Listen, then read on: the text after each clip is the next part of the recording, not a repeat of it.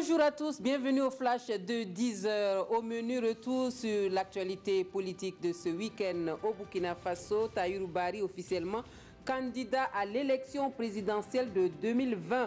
Il répond oui à l'appel du mouvement pour le changement et la renaissance ainsi que des mouvements associatifs et politiques. Appel lancé le 27 janvier dernier, le désormais candidat dit avoir pris le temps de réfléchir et de consulter des personnes de ressources avant de donner sa réponse qu'il porte à la connaissance de l'opinion publique. La ville de Gourcy qui est fin prête à relever les nouveaux défis pour son développement. La volonté affichée des autorités communales est de refermer définitivement la page sombre de la crise qui aura eu pour conséquence de ralentir considérablement les activités dans la commune.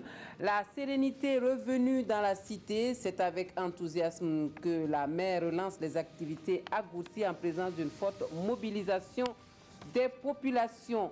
Namisgma Cité de l'Oignon accueille la 3e édition des journées promotionnelles de l'oignon. Producteurs, consommateurs et commerçants sont sur la même longueur d'onde, donc question écoulement. Plus de 4500 tonnes de production qui attendent d'être enlevées. La réflexion à l'occasion porte sur la contribution de la production de l'oignon à l'autonomisation socio-économique des femmes et des jeunes, défis et perspectives. Un sujet que nous développerons pour vous dans notre édition complète de la mi-journée.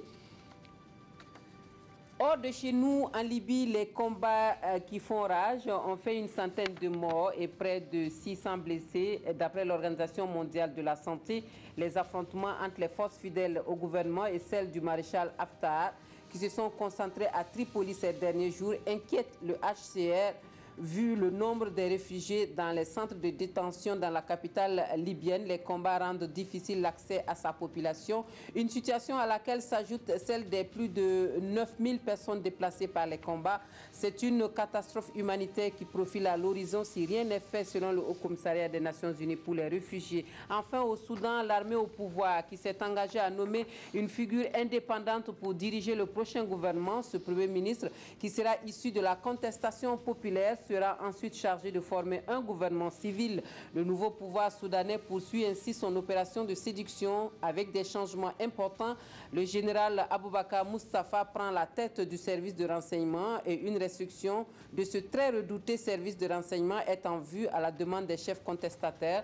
Le moins que l'on puisse dire, c'est que le nouveau pouvoir de Khartoum tente toujours de convaincre à l'intérieur comme à l'extérieur. Fin de ce flash, merci de nous avoir suivis. Je vous retrouve à 13h pour le point complet des actualités de la mi-journée. À tout à l'heure.